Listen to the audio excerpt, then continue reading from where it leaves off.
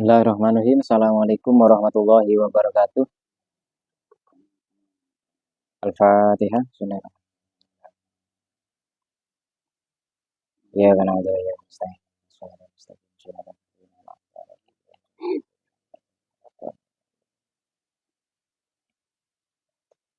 Bismillah, alhamdulillah, wassalatu wassalamu ala sayyidina Muhammad Rasulillah wa ala alihi wa sahbihi wa mawala.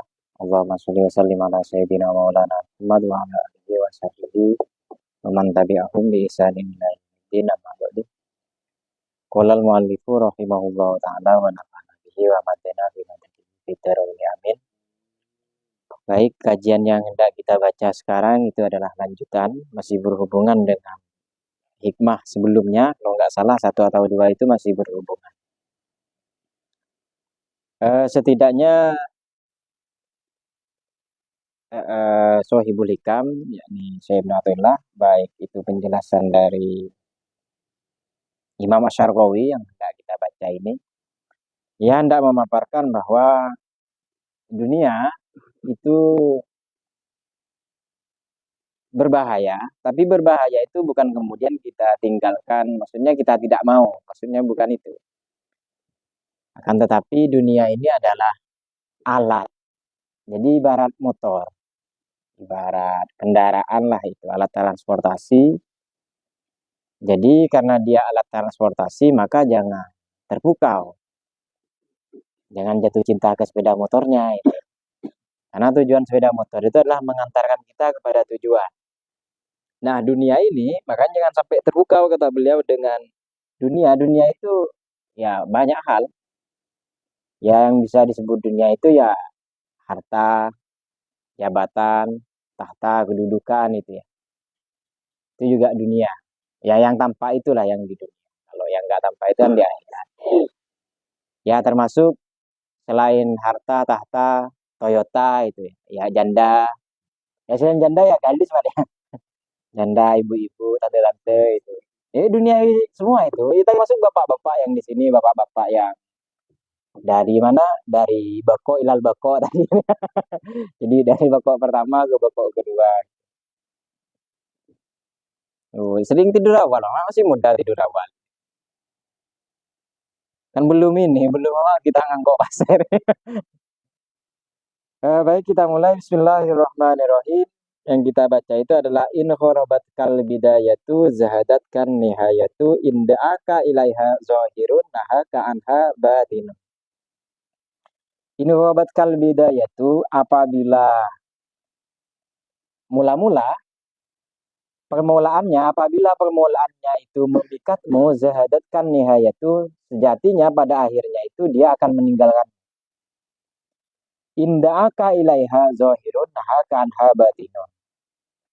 Ketika sesuatu yang tampak, yang zahir, yang kita lihat ini, itu justru merenggutmu, maka pada dasarnya nahaka anha batinun. Di balik itu semua sebenarnya itu mau mencegahmu.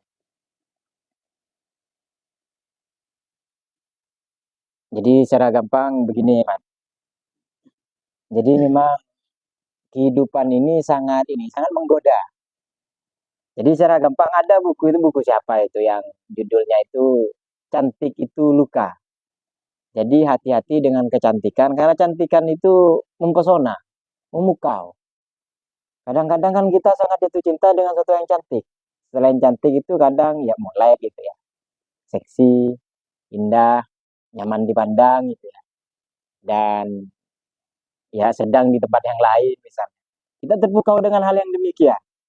Makanya hati-hati dengan yang demikian, karena ketika kita jatuh cinta kepada sesuatu, maka kita siap-siap dengan kekecewaan ketika ya sesuatu itu menghilang.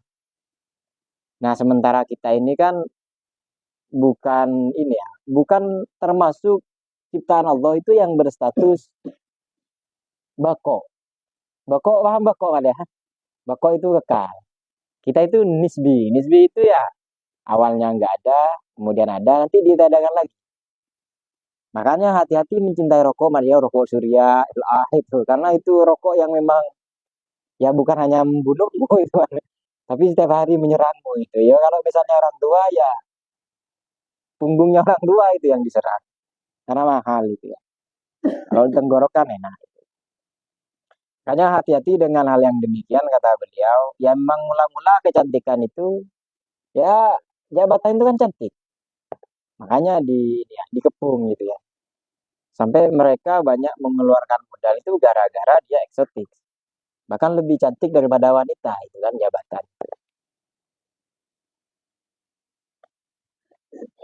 Terus inovatka maksudnya kata beliau itu fil wilayah. Jabatan itu ya, kedudukan. Sekalipun maksud di apa Sayyidina Najibah kalau nggak salah dunia itu. Ya termasuk yang kita sebutkan dunia itu. Jadi kategori dunia itu ya ya bukan dunia, bukan hanya sekedar dunia yang kita lihat ini. Ya termasuk perasaan yang berlebihan itu juga bagian dunia. Filwaya al bidayatu permulaannya ai bidayatuha min kauniha.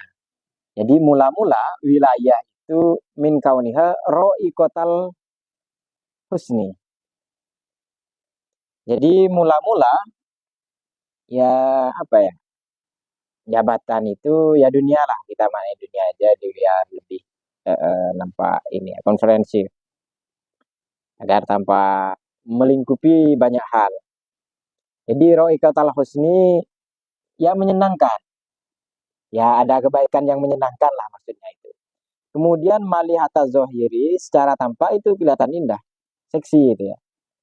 Wa inna kullaman talabbasa biha dan sejatinya setiap orang yang terlibat dengan tadi dunia jabatan atau apa itu ya secara tidak langsung kata beliau ketika dia terlibat di situ maka husnul halihi. Jadi kondisinya itu akan jadi baik. Jadi kalau Anda punya jabatan, Anda nggak akan sulit, nggak dihormati orang gitu. Misalnya jadi bupati misalnya kayak Pak Jiro, pasti dihormati. Kemudian apalagi gajinya besar itu ya, tambah dihormati itu. Kemudian apa wa halihi wa manzurihi, kemudian dia juga menjadi terpandang bainan nasi di antara manusia. Wa tayassuri ma'asyihi. Kemudian kehidupannya, kesehariannya itu akan jadi lebih mudah. Ya, ada mobil itu ya, ada mobil dinas, tunjangan kesehatan, ada BPJS ketenaga kerjaan itu lengkap itulah. Kemudian ketika ada pelatihan, ada pertemuan, ada uangnya itu. Makanya kalau punya jabatan itu kenapa dikepung oleh orang-orang yang awalnya kita manggil bro jadi rubah. Halo bos gitu. Jadi dari bro jadi bos itu mas. Kalau sudah punya jabatan, makanya kata beliau itu sangat asik di sana itu. Cuman ya itu ketika kita senang dengan jabatan, dengan hal-hal yang kita senangi, nah ketika itu meninggalkan kita, kesedihannya itu ya tak merengisah itu. Mungkin bisa ada yang bunuh diri itu. Dulu kapan pas waktu pilpres itu, pas pemilihan caleg yang banyak nggak jadi, lalu banyak RSJ ramai politisi itu, mereka yang gagal lalu jadi gila itu. Ya gila betulan atau gila rekayasa kurang tahu, karena utangnya kan banyak itu, hanya di rekayasa pura-pura gila. Kemudian zahadat kafiha nihayatu. Jadi pada akhirnya ya wilayah jabatan tersebut atau dunia tersebut akan meninggalkan. Fa inna nihayataha mufaraqatuha. Karena pada akhirnya apa jabatan yang kita duduki itu yang kita terima mufaraqatuha. Nanti akan meninggalkannya. Di antara sebab dia itu ditinggalkan ya di ozlin itu ya dilengsarkan, dimakzulkan itu. Au mautin atau dia mati. Atau misalnya Mas Ahli sangat cinta Golis, ya nanti Golis kalau ditinggal duluan ya sedih Mas Ahli itu. Sehingga apa? Sehingga payah sula laka mazidud dorori dunyan ukhra. Sehingga Yang diperoleh apa? Maka yang diperoleh itu justru luka tambahan, kata beliau. Kesedihan-kesedihan yang berlebihan nanti, baik hal-hal yang bersifatnya dunia ataupun hal-hal yang lain. Apa sebab li'annal wilayati, karena kedudukan-kedudukan tertentu, jabatan-jabatan tertentu. Kenapa kok sampai sedemikian, kata beliau? Qalla man yaslama fiha bidinihi. Karena sedikit orang yang lulus sesuai dengan ujian yang ditetapkan oleh agama. Kalau kata agama itu kan sederhana. Silakan Anda jadi apa saja, yang penting tidak melanggar agama. Tapi itu bukan jadi alat, bukan untuk kepentingan pribadi. Tapi tak lain adalah untuk syiar Allah. Syiar Allah itu gimana sih? Syiar Allah itu adalah untuk melakukan kebaikan, menjaga kemanusiaan, menjaga agama itu ya, menjaga diri. Makanya kata beliau, kenapa kok makanya di sini kolaman Islama, apa kolaman Islamu itu ya, fiha bidinihi. Jadi kok sedikit orang yang seperti demikian. Karena sedikit inilah makanya kata beliau itu ini harus diantisipasi. Jadi bukan berarti kemudian ngejar jadi RT dulu lah, RW misalnya, kades atau ya kepala camat itu. Silakan di sana, asalkan itu sesuai dengan koridor. Jadi kalau sesuai dengan koridor itu gimana sih? Jadi kalau sesuai dengan koridor, artinya kita tidak kedudukan itu tidak dijadikan satu posisi yang kita anggap cinta secara mati-matian. Seolah-olah nggak bisa hidup dengan kedudukan itu. Karena nanti tersiksa kalau misalnya kita diperbudak oleh selain Allah. Kalau kita menjadi hamba Allah itu kan gampang. Udah sholat saja. Ketemu orang ya baik-baik. Pas waktunya zakat, zakat itu. Pas waktunya puasa, yang ada nggak puasa sama dia. Ya kan biasanya kadang nggak puasa. Masa puasa do itu. Malam puasa juga kan enggak itu. Cuman ikuti itu dok. Cuman kalau misalnya kita mencintai sesuatu yang lain, misalnya kita mencintai sepeda motor. Banyak kan tanggungannya. Belum lagi kredit itu ya. Minta ganti oli. Kadang lampunya apa spanning gitu ya. Apalagi cinta ke wanita. Dan wanita itu statusnya maksiat. Waduh, minta rujak, kadang baksonya juga itu mah dia. Pulsanya, kuotanya itu. Jadi bukan menghamba, tapi diperbudak. Makanya ya cinta senang dengan suatu itu ya ala kadarnya itu. Karena boleh jadi nanti akan meninggalkan kita. Tapi ya sedih. Kemudian kalau meninggal apa ditinggal oleh sesuatu yang kita senangi sedih ya nggak apa-apa sedih. Cuman ya itu kata beliau yang harus diantisipasi itu jangan-jangan kita itu salah menentukan posisi. Jangan-jangan yang itu adalah instrumen alat yang untuk mengantarkan kita kepada tujuan justru kita anggap tujuan. Tujuan kita punya sepeda motor ini kan supaya ke Pontianak itu enak. Tujuannya kan ke Pontianak. Jangan sampai kata beliau itu gara-gara kita punya motor kita lupa dengan tujuannya saking cintanya itu. Jadi secara gampang kata Allah, apa kata Sayyidina Athaillah, kalau misalnya kita dunia itu senang nggak apa-apa itu, senang jabatan. Tapi jangan sampai justru jabatan itu melupakan hubungan baik kita, hubungan akrab kita itu dengan Allah. Jangan sampai ke sana. Jadi bukan berarti kita itu pas nggak boleh punya jabatan itu ya. Saya kira ini kesalahan persepsi itu. Sekalipun kalau misalnya dibaca secara matan saja, kayaknya seperti demikian seolah-olah kita itu harus meninggalkan dunia itu, plek itu. Makanya penting matan itu disarai yaitu supaya yang membaca itu nggak ada terjadi kesalahpahaman. Wazalika dan hal yang demikian atau hal itu mimma yahmilul aqilu ala zuhdi fiha wal harabi minha. Dan hal itu yang mengantarkan orang-orang yang berakal, orang-orang yang cerdas ini ya, ala zuhdi untuk meninggalkan tadi itu. Wal harabi minha, kemudian ya menghindar. Apa sebab? Karena mereka menganggap bahwa ya terlalu berbahaya. Mungkin kita baca lanjutannya. Indaka ilaiha zohirun, ketika doa ini membujuk gitu ya. Membujuk, ngajak secara halus itu. Zohirun suatu yang tampak, maksudnya yang tampak itu ya, termasuk jabatan tadi itu yang sekarang jadi rebutan itu ya. Bahkan sampai jadi penjilat gitu ya. Jadi hamba saya itu, hamba jabatan. Ai zohiru haliha, maksudnya kondisinya itu tampak nyata. Man tayassarul malabis wal apa? Ai zohiru haliha man tayassarul malabisa wa ma'kala indat talabbusi biha.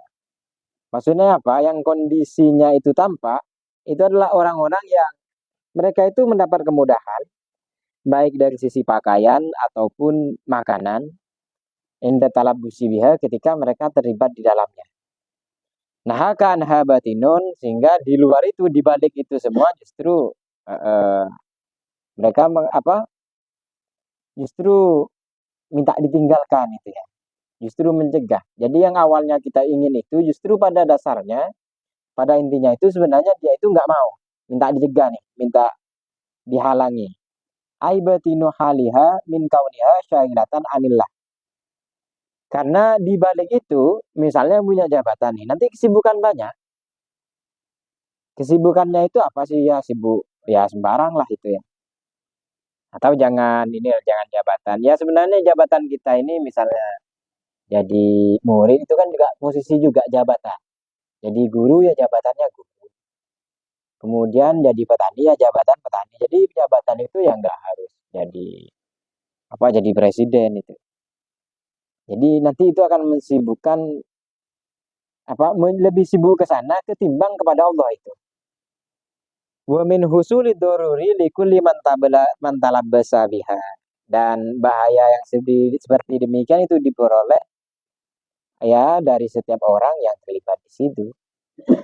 Wa za fil makna yad'u lima qablahu fa zahiru yad'u lil bidayatu lil bidayati wal batinu lin nihayati. Jadi dua hikmah yang kita baca ini saling ini ya, saling berhubungan. Kayaknya kata beliau itu yang zahir ini masih berhubungan dengan bidayah. Jadi yang mula-mula itu ya yang justru menggoda itu ya memang suatu yang tampak. Sehingga dia kemudian kalau yang batin ini nanti kepada yang nihayah. Nah batin itu kenapa menolak, lebih meminta dicegah karena yang dipandang, yang dianggap oleh batin itu konsekuensinya.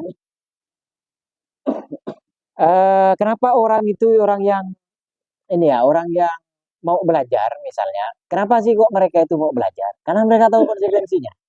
Misalnya Mas Ali belajar itu 1 jam. Jadi 1 jam Mas Ali ini 1 jam itu bodoh kan? Jadi kalau Mas Ali berani mengorbankan diri untuk 1 jam bodoh di tempat yang ngaji, tempat belajar, berarti Mas Ali ini cuma 1 jam saja. Setelahnya Mas Ali itu pintar. Tapi kalau misalnya Mas Ali nggak mau menyediakan diri 1 jam, maka nanti selamanya akan bodoh. Misalnya Mas Ali nggak pernah kenal dengan Holelehi. Tahu Holelehi nggak? Kalau Mas Ali nggak belajar, nggak kenal itu, nanti sampai hari kiamat nggak tahu Holelehi itu apa. Yang Holelehi itu adalah buatan saya sendiri dan saya nggak tahu. Jangan buat-buat saja. Anggap saja ya kita itu nggak tahu Messi misalnya. Berarti sampai hari kiamat nggak tahu kalau kita nggak cari tahu itu. Nah belajar itu seperti demikian. Jadi belajar itu seperti kita cari tahu. Cuman belajar itu yang kita cari tahu ya dalam Islam itu ada 3 matra ilmu itu ya yang terkenal ya tauhid. Kenapa kita belajar tauhid? Supaya tahu itu loh. Allah itu yang mana? Jangan-jangan yang kita sembah itu Allah yang kita dengar dari orang. Jadi kalau orang itu nyebut Allah, kita nggak nyebut Allah nggak ada. Berarti Allah bisa nggak ada dong. Jangan-jangan tulisan yang kita sembah itu. Tulisan di Al-Quran. Berarti kalau tulisannya dihapus, berarti Allahnya hilang. Makanya penting belajar tauhid itu supaya kita bisa membedakan mana yang Allah yang Tuhan kita dan mana yang itu HP. Allah dan HP itu kan sama kan seolah-olah sama-sama ada. Allah kan punya sifat wujud. HP wujud juga kan? Cuman Allah itu beda nggak dengan HP? Masa beda? Allah ada, HP ada, sama-sama ada kan? Kalau nggak belajar tauhid nggak bisa membedakan itu.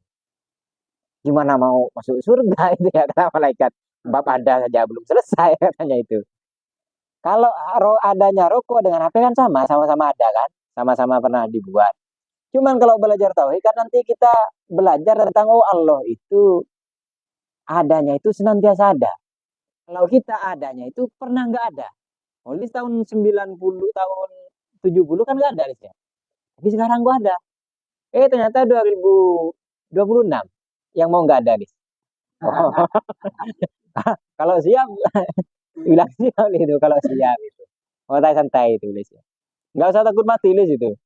Nulis seneng tidur itu. Mati takut. Padahal tidur itu sebenarnya belajar mati itu. Jadi hati-hati lah ya. Jadi aneh orang itu takut mati tapi berani tidur itu. Artinya kalau kita tidur itu kita udah persiapan belajar untuk kematian. Makanya jangan khawatir nanti pokoknya mati kita gak tidur. Ya paling kan apa kayak oli semancing Joko tarik kan ya orang cek buru dia sih tarik dan ngoro dia supaya sakit itu. Nah, itu kenapa pentingnya kemudian belajar itu. Sama seperti cari tahu kayak teman-teman belajar game. Awalnya kan nggak tahu itu. Cuman kan bedanya begini. Terus bedanya kalau game itu belajar berarti kan baik. Soalnya begitu Mas Ali. Kan game belajar. Awalnya nggak tahu jadi tahu kan. Tauhid, nahwu lah yang jaga. Nah, nahwu kan sama belajar. Berarti sama-sama belajar. Kalau bersama-sama belajar kan sama-sama baik.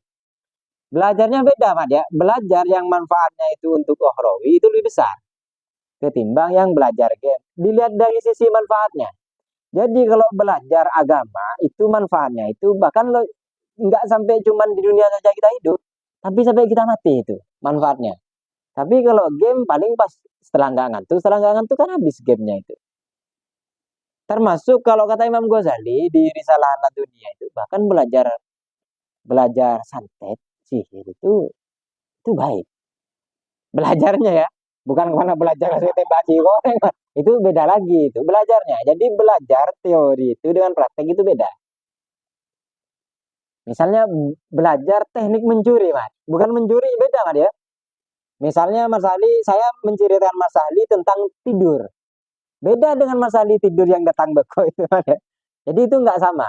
Ah, itu pentingnya belajar. Kalau misalnya nggak belajar, nanti disamakan antara teori tidur dengan praktik tidur itu. Termasuk belajar belajar supaya tahu game dengan belajar ini. Termasuk belajar fikih itu. Jadi kalau kita nggak belajar fikih, kita nggak tahu itu. Kayak wudhu yang sah, sholat yang sah, rukun-rukun wudhu itu ya. Rukun-rukun sholat. Kemudian juga demikian belajar tasawuf. Jadi selain tauhid, fikih juga tasawuf itu. Jadi kalau tasawuf itu, ya kenapa belajar tasawuf ini penting? Karena itu pendidikan untuk hati, untuk akal. Mas Ahli dengan holis ini kan aneh-aneh pikirannya. Di luar dia ayam-ayam gitu. Tapi kecurigaannya sama orang lain itu berlebihan. Makanya kan ada istilah suudon itu. Makanya dosa terbesar jiwa dengan pikiran itu adalah ketika melakukan suudon itu, tindakan suudon yang itu dalam pikiran. Itu yang paling buruk. Makanya tasawuf itu ya salah satunya untuk mendidik hati jiwa itu ya. Jadi kalau hati itu sudah terdidik, Anda mau kemana pun itu santai saja. Holis mungkin bekerja sawit. Cuman karena holis belajar tasawuf, jadi sawit ini holis anggap ini untuk lillahi ta'ala. Jadi diniatkan ke sana. Jadi kalau holis ini nebang sawit atau nurunkan sawit itu ya pelepah itu, sebenarnya sama itu dengan non muslim. Atau tetangga kita lah. Sama-sama itu kan. Tapi karena holis ini belajar agama, berangkali itu niat. Saya niat cari makan. Saya kerja ini. Jadi memang jadi niatkan semoga Allah melancarkan itu. Jadi itu langsung jadi beda, Mas. Jadi yang pekerjaan dunia yang awalnya sama dengan tetangga kita, kalau diniatkan hati kita digerakkan itu, difokuskan bahwa ya ini karena Allah saya bisa bekerja begini. Makanya saya bekerja nih. Itu langsung jadi beda. Jadi yang tadi yang kalau tetangga itu nggak dapat pahala, holy itu dapat pahala. Kenapa? Karena hatinya itu dididik ya untuk ini, sekalipun dunia yang dikerjakan, akan tetapi hatinya itu tidak melepaskan Tuhan. tetap fokus ke Allah itu ya. Maka ngaji itu penting di situ. Nah, game gimana? Tergantung. Maksudnya tergantung, yang juga digantung. Kalau digantung itu kan dua itu ya. Ya kalau nggak cacat ya mati. Kalau digantung. Ada game yang bagus itu kayak game Wars to be Millionaire. Itu kan pertanyaannya tentang kebudayaan, biasanya tentang matematika itu. Yang dulu dapat miliaran itu. Oh, nggak ada. Apa game saya PUBG itu ada. Oh, oke. Okay. Mungkin demikian yang bisa saya sampaikan. Selebihnya bisa kita diskusikan, kurang lebihnya mohon maaf. Demikian dari saya. Assalamualaikum warahmatullahi wabarakatuh. Mak, senyum-senyum deh ya.